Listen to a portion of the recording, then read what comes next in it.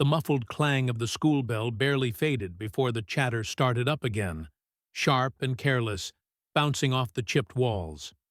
Jimmy sat small at his desk in the second row, shoulders drawn in, the corner of an Elvis record sleeve peeking from his satchel like a guilty secret.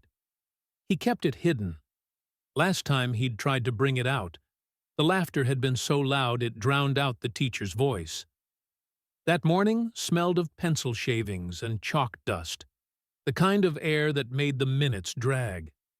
He'd learned to survive in it, keep your head down, wait for the day to pass. Then the sound came. Not from the hallway speakers, not from the usual creak of the janitor's cart.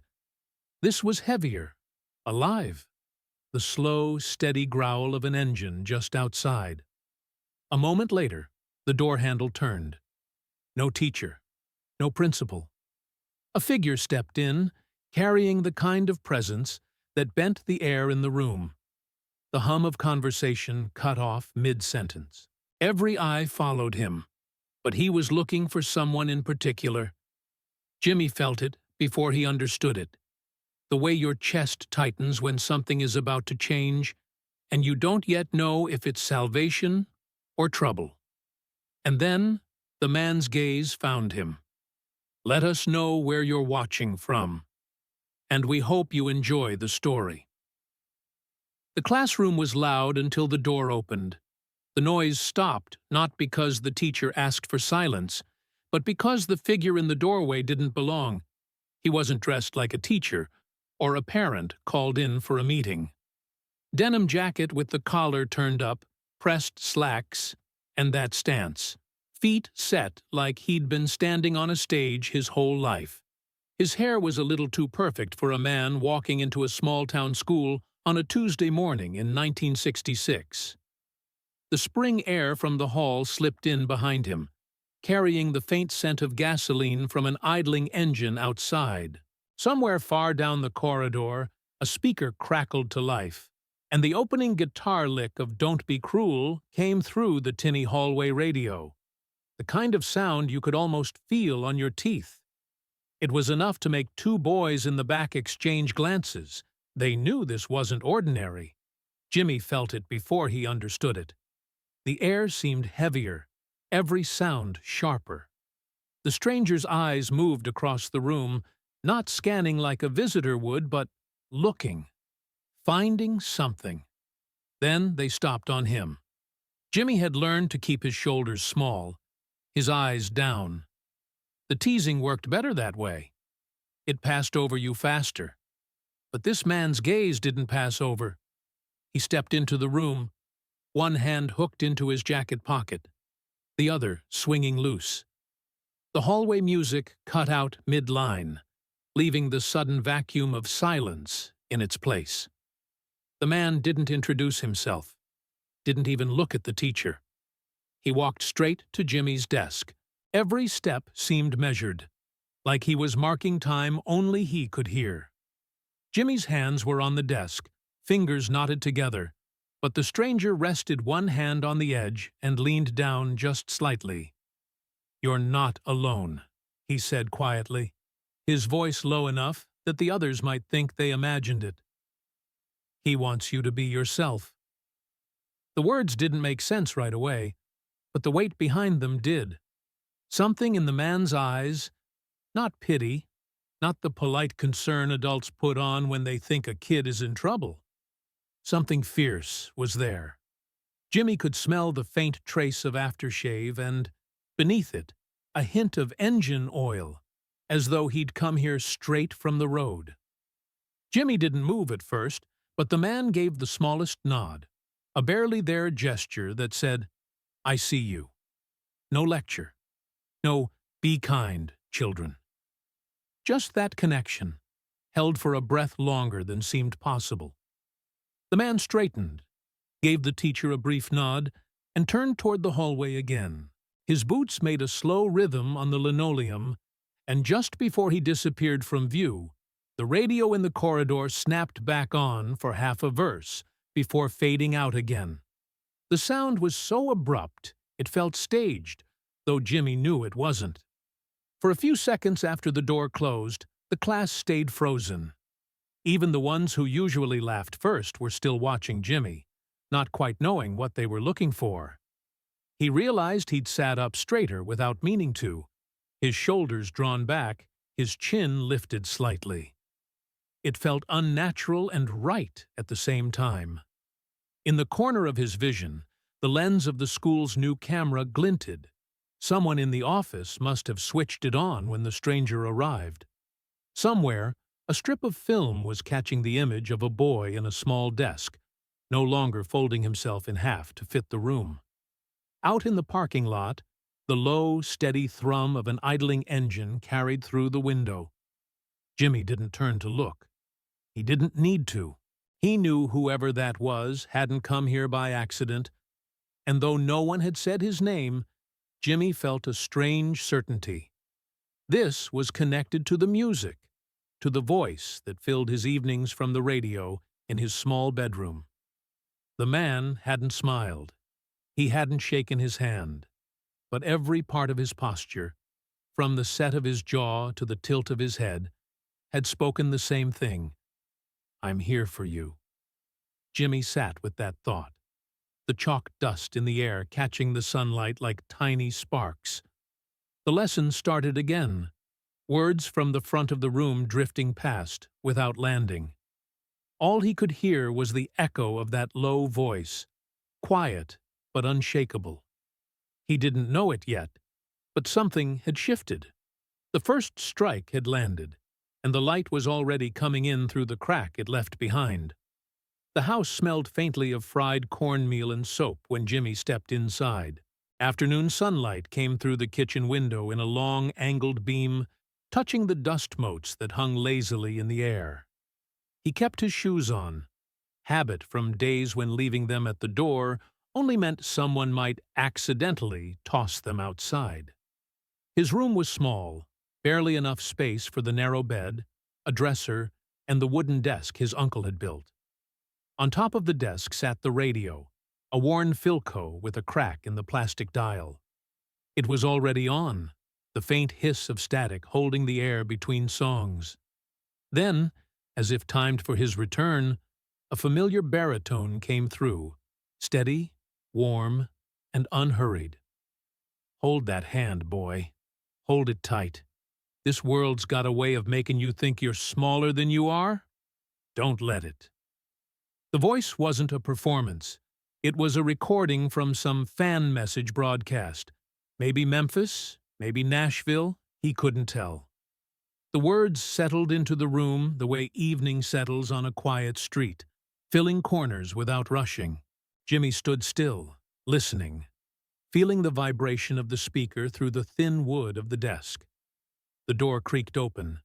His mother stepped in, still wearing her apron, her hair pinned up. She saw him by the desk and hesitated, as though afraid she might disturb something fragile. "That from the record club?" she asked softly. Jimmy didn't answer right away. Instead, he reached toward the shelf above his bed, pulled down a .45 in its paper sleeve, and held it out to her. It was the one he never let anyone touch. Not because it was valuable in money, but because it was his. The sleeve was worn at the edges, the center hole slightly frayed from play. She took it carefully, holding it by the edges the way he did. Her eyes glistened in the low light, but the tears didn't fall. They stayed there, a sheen of glass over deep water. She nodded once, a small but certain gesture, and set the record back in its place. A knock came from the front door, 3 short raps. His mother went to answer, and Jimmy followed into the hallway. On the porch stood a stout woman in a patterned dress, carrying a square envelope in one hand and a brown paper bag in the other. "Afternoon, Mrs. Hall," his mother said, smiling in a way Jimmy hadn't seen much lately. Josie Hall had once worked in a house in Memphis. Not just any house, but that house. She had known people who came and went from Graceland, had carried laundry past walls hung with gold records. Now she was here, setting the bag on the porch rail and handing Jimmy the envelope. "Got something for you," she said. "Figured it might keep you standing tall." The paper was heavy, with a faint texture under his fingers. Inside was a postcard, photograph of a stage from the side, lights caught in the haze. Across the front, in small, neat handwriting, were the words, "Keep your head up. EP." He read it twice, tracing the letters with his eyes, as though memorizing their shape. It wasn't the sweeping flourish of a public autograph. It was personal, almost modest, the way someone writes when they're not trying to impress, only to be understood. Behind him, his mother's voice carried from the kitchen. "Jimmy," she called, "how about we make a trip this weekend? Down to the Louisiana Memorial, your Elvis place, you and me." The suggestion stopped him cold. She'd never offered something like that before. Going there wasn't just about a museum. It was about stepping into the open with the thing that had always been private, where people could see him as he was. He slipped the postcard back into its envelope and set it on the desk beside the lamp. The shade tilted slightly, casting an oval of golden light across the surface. Dust particles floated in it, slow and aimless, like they had nowhere else to be. In the quiet, the radio clicked as it changed tracks, letting a gentle guitar line fill the space. The room seemed to draw closer around him, not in a way that trapped, but in a way that sheltered. The postcard was still warm from his hands. He sat down, the chair's wooden legs creaking under his weight. Somewhere far off, a car door slammed, but here, in this small corner of the world, there was only the soft hum of the radio, the smell of cornmeal lingering from the kitchen, and the steady rhythm of something new taking root inside him.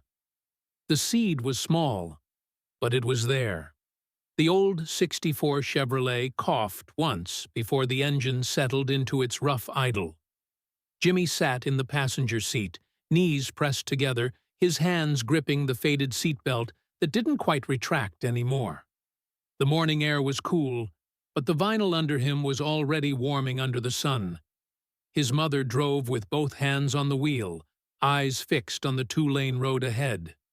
Fields spread out on either side, the early light brushing over low fences and the occasional stand of pecan trees. The radio, always on when they drove, crackled as the DJ introduced a live cut from the '68 comeback special. The first chord came sharp and clean through the speakers. It was "That's All Right," but not the young, urgent version he'd heard on old records. This one had a looseness to it, a confidence earned from years on stage. Jimmy felt it differently. It didn't make him want to watch. It made him want to join in. They didn't talk much on the way. The hum of the tires and the music were enough. Every so often, the smell of gasoline would drift in from the vents, mixing with the faint scent of his mother's hand cream. When they pulled up outside the Louisiana Memorial Museum, the building didn't look like much from the road. Brick walls, a painted sign, a flag barely moving in the breeze. But stepping inside was like stepping into another air. The smell hit him first. Old wood, dust, and the faint tang of brass polish. Glass cases lined the walls, each holding pieces of a life lived in public. Near the back, he wandered into a room lined with black and white photos. That's where he met the man. The veteran stood straight, though his hands had the slow tremor of someone who'd seen too many winters. His jacket bore the patches of a unit Jimmy didn't recognize, and one of the museum staff spoke to him with a familiarity that suggested he was there often.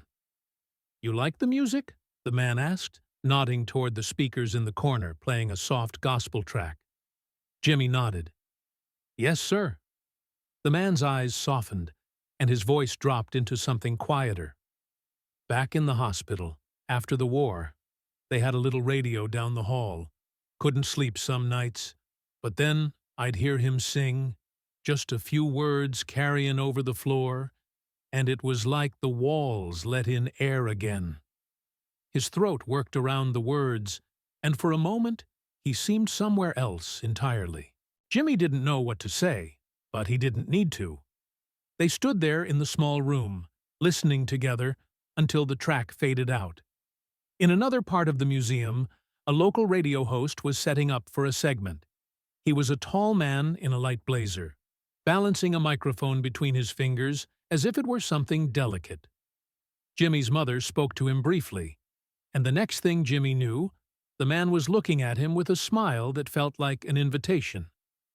"Ever sung into one of these?" he asked, holding up the mic. Jimmy shook his head. "Well, today's as good a day as any." It wasn't a stage, just a roped-off area near the front where a small crowd of visitors gathered. He recognized a few faces, kids from his school, even one who'd laughed at him before.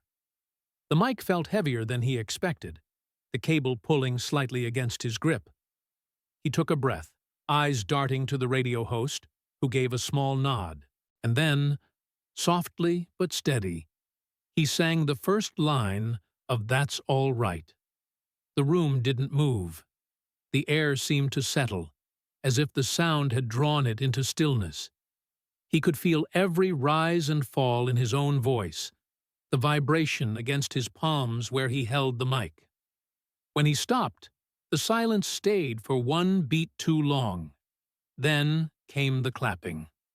Not loud, not the wild cheer of a concert, but enough to reach him. As the crowd broke, one of the boys from school lingered at the edge. He didn't say anything, just looked at Jimmy with something almost like apology before turning away. It wasn't a victory, not yet, but it was different. On the drive home, the radio played a slow number Jimmy didn't know, and the sun slanted low across the fields. He sat back against the seat, feeling, not for the first time lately, that the ground under him had shifted just a little. The change in the air at school after the museum trip was subtle at first. A few of the snickers that used to follow Jimmy down the hall had gone quiet. Some faces that once turned away when he passed now met his eyes, quickly, but without that edge of mockery. Still, not all storms pass at once. One of the older boys, the kind who never bothered with words when damage could be done silently, began leaving his mark in smaller, sharper ways. The first time Jimmy noticed, it was his locker, slightly ajar, one of his notebooks bent in half. Then, one Thursday afternoon, he reached into his satchel and felt the slick, warped pieces of something he knew instantly. The pen, the one with the small EP engraving, given to him by Mrs. Hall. Now split clean down the barrel, the ink cartridge bent, and leaking a faint chemical scent. He held the pieces in his hand for a long moment, the smell of plastic and metal filling his nose. The corridors were dim in the late afternoon light. Shadows stretched from the doorways, swallowing the edges of the lockers. Somewhere far off, a custodian's mop bucket rattled over tile. He stayed late in the library that day, partly to avoid the walk home with the others. Mrs. Green, his English teacher, found him there, her arms full of books. She was the sort of woman who still wore her hair in soft curls, her lipstick a muted rose, and who kept a stack of old 45s in her desk drawer. "You've heard of the Blue Tones?" she asked casually, setting down the books. Jimmy shook his head. "They're playing at the Civic Hall this Saturday. They do a fine set of Elvis numbers. I can get you backstage." Her tone was light, but her eyes watched him carefully, as though measuring the weight of her offer. He nodded, unsure if the tightening in his chest was nerves or something else entirely. The Civic Hall smelled of floor polish and cigarette smoke. The backstage area was brighter than he expected, bare bulbs strung above, casting sharp shadows against the cinder-block walls. A few folding chairs were pushed to one side, next to a stack of instrument cases. One of the band members, A lanky man with a side-part haircut noticed Jimmy looking at the microphone stand. "You know," he said, "a few weeks back we got a package from Memphis, from the man himself. Sent it to a bunch of schools and fan clubs." From a battered case, he pulled out a small leather pouch and opened it to reveal a guitar pick, yellowed with use, edges scuffed. "This one's from a '72 tour. He played whole sets with it before passing it along." He turned it over in his hand, then placed it into Jimmy's palm. The pick was heavier than it looked, its surface warm from the other man's touch. The tiny scratches caught the light, like etchings in glass. Jimmy curled his fingers around it, the edges pressing gently into his skin.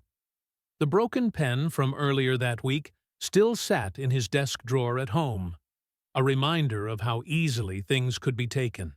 But this felt like it had been carried a long way to reach him, like it had its own momentum. From the stage came the muffled sound of tuning guitars and a snare drum being tested. The faint vibration of the bass line traveled up through the floor. Jimmy stood there, pick in hand, feeling the echo of the broken plastic, and the weight of this new gift collide inside him. Somewhere in that space between the two was the shape of something he couldn't yet name, but he knew it was his to keep. The idea to write came late one night, when the house was quiet, and the only sound was the slow ticking of the clock in the hallway. Jimmy sat at his desk, the small lamp throwing a warm pool of light over the blank page. The guitar pick from the band's backstage gift lay beside him, its worn edge catching the glow every time he shifted. He didn't know exactly how to start. Letters to famous people usually came from magazines or clubs, with neat templates and polite phrases. This one was different. He didn't want a reply just for the sake of it. He wanted to tell something true. The pen scratched against the paper. The smell of ink rose faintly, mixing with the dry scent of old wood from the desk. He wrote about hearing the songs on the radio, about the man in the denim jacket who had come into his classroom that day, about the museum trip, and the veteran who spoke of music as if it had carried him through battle. He didn't ask for anything. He just wrote it down the way it felt. When he sealed the envelope and pressed the stamp into place, it was with the strange feeling that he had already done what he needed to do. Whether it ever reached Memphis or not, the words were out in the world now. Weeks passed. The letter faded into the background of his thoughts, replaced by school assignments and the slow change of the season. Then, one late afternoon, the screen door banged, and the mailman's voice called into the kitchen. "Got something special here." The envelope was thicker than usual, the return address unmistakable. Graceland, Memphis. Inside was no glossy photograph, no printed form letter. Instead, a short handwritten note, not from Elvis himself, but from someone in his circle. "He read your story in the fan bulletin. Asked me to send you this. Said you'd know what it means." Wrapped in tissue paper was a small silver cross on a fine chain. It was worn smooth at the edges, the kind of wear that comes only from years of being handled. A faint dent marked the back, almost invisible unless it caught the light. Jimmy held it by the chain, feeling the weight of it sway. The cool metal touched his palm and seemed to draw the heat from his skin. It didn't feel like a souvenir. It felt like it had been carried through places and moments he could only guess at. That evening, restless, he walked down to the old cinema on Main Street. The neon sign flickered in uneven rhythm, casting blue and red across the pavement. The smell of buttered popcorn drifted out every time the door opened. A black Cadillac was parked at the curb, gleaming under the street lamp. The kind of shine that didn't come from a casual wash, but from hours of careful polishing. The rear window rolled down just enough for a man in dark glasses to lean slightly into view. "Tomorrow," the man said, his voice low and certain. "Be at school at 10." The window slid shut, and the car pulled away without another word. Jimmy stood there for a moment, the hum of the departing engine fading into the night air. He reached into his pocket and closed his hand around the cross, its edges pressing into his skin. Something in him knew. Whatever tomorrow was, it wouldn't be like any other day. The neon light flickered once more, then went still, as though holding its breath. Morning at the school carried a tension that didn't match the gray, ordinary sky. Rumors had started the afternoon before, moving through the hallways like smoke. Someone important was coming. No one agreed on who. By the time the first bell rang, clusters of students were whispering in doorways. Teachers tried to move the day along, but even they were glancing toward the windows more than usual. Jimmy sat at his desk, the silver cross under his shirt pressing lightly against his chest. He didn't join in the speculation. He already knew enough. Second period began. The murmur of voices in the hall faded as the door opened. The man who stepped in wore a dark blue suit, sharp lines, no unnecessary decoration.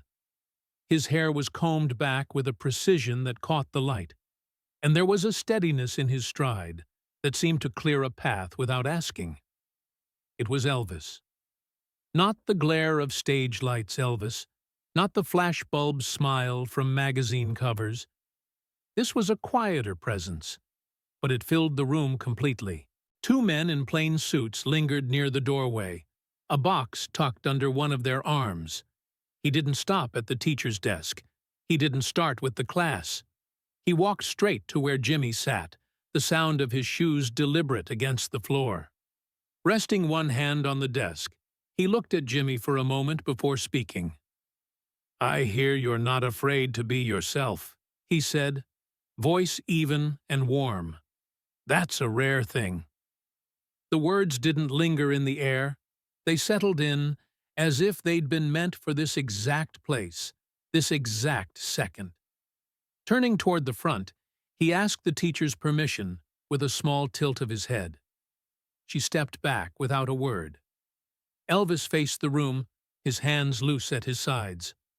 "When I was your age," he began, "people laughed at me for how I looked, what I listened to, how I wanted to sing. They didn't understand it. But you can't let other people measure your worth for you." There was no rhythm to his speech, no rehearsed inflection. He spoke like someone remembering a truth they'd had to fight to keep. Then he took the guitar one of the men had brought in and sat on the edge of the teacher's desk. The room was silent except for the faint shift of feet on the floor. His fingers moved lightly over the strings, and a low gospel tune began to take shape. One Jimmy had never heard him perform publicly. The sound filled the corners of the classroom like a slow tide, warm and steady. No one moved, no one whispered. It wasn't the stillness of surprise. It was the kind of stillness that comes when you're afraid to miss even a second. Jimmy sat forward without realizing it, his hands resting on his knees, the silver cross warm now against his skin. The music wound through the space, past the rows of desks, out into the hallway where it faded into nothing. When the final chord came, it didn't feel like an ending, only a pause. Elvis set the guitar down gently, as if it were something fragile. He gave the class a single nod and stepped back, his gaze meeting Jimmy's once more before he turned toward the door. Outside, through the window, Jimmy could see the black Cadillac waiting in the schoolyard. But the hum of the engine wasn't what stayed with him. It was the echo of the last note, still hanging somewhere between the ceiling and his heart. For a moment after the last note faded, the classroom stayed in that strange, suspended state, as if no one wanted to move and risk breaking it. Then Elvis rose, stepped toward the box his aides had carried in, and began lifting records from it one by one. Each album was handled like it mattered, the sleeves still crisp, the artwork vivid. He didn't just stack them on the teacher's desk. He crossed the room, placing each into the hands of a student. Some of the kids barely looked at him, their eyes fixed on the cover art, as if they'd been handed something rare and delicate. When he reached Jimmy, he held out a copy of Elvis Country. I'm 10,000 years old. The sleeve smelled faintly of printer's ink, the cardboard still stiff. Across the front, in dark ink, was a signature, clear, deliberate. Make sure you play it, Elvis said softly. Not an order, not a suggestion, but something in between. Jimmy nodded, the album cool against his fingers. As Elvis moved on, Jimmy caught sight of one of the boys who used to taunt him lingering by the door after class. When the room emptied, that boy came over, eyes fixed on the floor. I didn't know he was like that, he muttered. It wasn't an apology exactly, but it didn't need to be. The tone had shifted. Outside, the light had turned sharper, the sun catching on the hood of the black Cadillac parked in the yard. Elvis was already walking toward it, his stride unhurried. Jimmy followed at a distance until they reached the edge of the pavement. The singer paused with one hand on the open door. Then he leaned in close, speaking just loud enough for Jimmy to hear over the breeze. Keep that cross near your heart, and don't give your voice to those who can't hear it. The words were like a key slipped quietly into his pocket, something he could carry without showing anyone. The car door shut with a solid, final sound, and the Cadillac rolled away, its polished surface catching the sunlight until it turned the corner. Jimmy stood alone in the schoolyard for a while, the album tucked under his arm. The faint scent of cut grass drifted from the field beyond the building.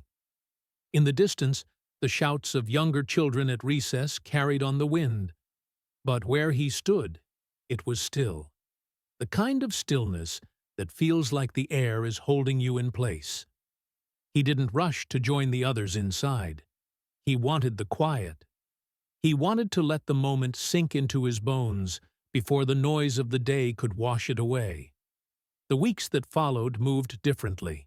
The sharp edges of school life had worn down. Not vanished, but softened. In the hallways, Jimmy no longer kept his eyes fixed on the floor. Now and then, someone would stop him to ask about the day Elvis came. Some just wanted to hear him describe it. Others wanted to know if the autograph on his album was real. More surprising were the quiet requests from a few classmates. Can you show me how to play one of his songs? They'd meet in the music room during lunch, sitting in a loose circle while Jimmy worked out chords on the school's old acoustic guitar. The sound wasn't polished, strings slightly out of tune, wood worn thin, but the shared focus made it feel like something was being built.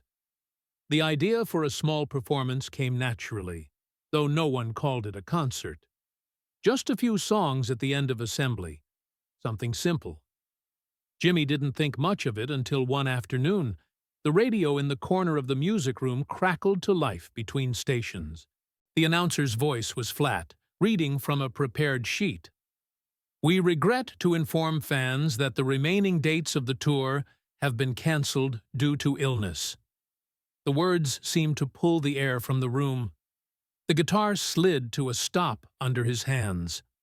That night, Jimmy sat on the porch steps, the boards beneath him holding the day's warmth. The cicadas were loud in the trees, their droning rise and fall filling the space where thoughts tried to form. Headlights turned the corner, cutting a pale arc across the yard. The shape of the car was unmistakable even before it stopped. The black Cadillac, its paint deep enough to swallow the starlight. The rear door opened, and the same man in dark glasses stepped out. He didn't cross the yard, just stood near the open door and lifted a small object in his hand. He wanted you to have this, the man said. His tone carried no ceremony, only certainty. Jimmy walked down to meet him, the grass cool under his shoes. The man placed a cassette in his palm, a plain plastic shell, no label except for a strip of masking tape with a single word in thick marker. For Jimmy. Back inside, he set the cassette in the player on his desk. The machine clicked. The reels began to turn, and after a few seconds of faint hiss, a familiar voice came through. It was that same gospel song from the classroom, played in a slower, gentler rhythm. Between verses, the voice spoke, not to a crowd, not to an audience, but directly, as if the words were leaning across the space between them. "Hold steady, friend. I believe in you." The tape clicked softly as the song faded. Jimmy let it run until the reels spun in silence. He didn't rewind. Not yet. The sound of the player's gentle whir was enough to keep him rooted in the moment. Outside, the Cadillac's engine faded into the distance. Inside, the room felt full, as if someone else still sat there, just beyond the lamp's circle of light. Jimmy reached for the cross at his chest. The chain was warm from his skin, the weight familiar now. He stayed there for a long time, the hum of the machine in his ears, the scent of old varnish from the desk rising faintly in the stillness. The August heat in 1977 clung to the walls, turning every room into a slow oven. The old box fan in the living room pushed around heavy air that smelled faintly of fabric softener and fried okra. Jimmy sat cross-legged on the floor, a tall glass of sweet tea sweating beside him, while the television murmured in the background. The announcer's voice cut through the haze, steady but tinged with something unusual. Elvis Presley, dead at 42. The words didn't land all at once. They hung in the air, suspended, as though they might change if given time. Jimmy reached for the dial and turned the set off, before the sentence finished. The silence that followed was not empty. It pressed against him, filling every corner. His mother didn't speak. She stood in the doorway for a moment, then moved into the kitchen, her footsteps slow, as if each one had to be measured.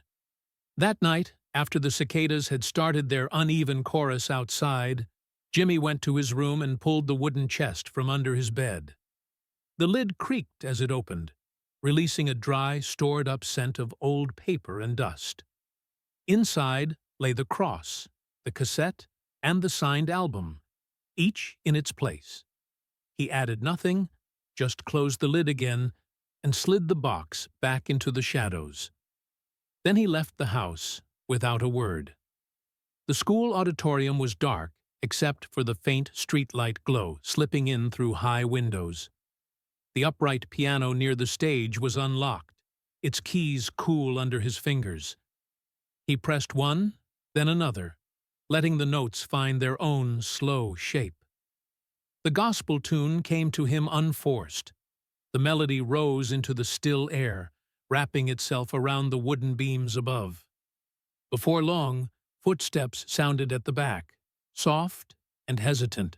A few figures emerged from the shadows, classmates, some he hadn't spoken to in years. No one asked why he was there. They simply gathered around the piano, voices joining his without instruction. The harmonies were rough, uneven, but honest. The sound filled the empty hall in a way that felt like it might stay there, woven into the grain of the wood. Years passed. The chest remained under his bed until the day he packed it for his own home. It followed him through small apartments, then a modest house with a porch and a yard. One evening, older now, he opened it for the first time in a long while. The chain of the cross was tangled slightly, the cassette's plastic slightly yellowed. As he lifted the album, a folded piece of paper slid free from between the sleeve and the cardboard box lining. It was small, the creases worn soft. He unfolded it carefully. In the same plain handwriting as the postcard years before, it read, "Remember, boy, your voice matters." The paper trembled slightly in his hands, though his grip was steady. He realized it must have been there all along, unnoticed in those earlier years. He didn't sit down right away. He stood for a while, letting the words settle into him, the way a note hangs in the air after the last key is struck. Outside, the wind moved through the trees, carrying the faint hum of a distant radio. It wasn't the song that mattered now. It was knowing that the music, his music, their music, had never really stopped.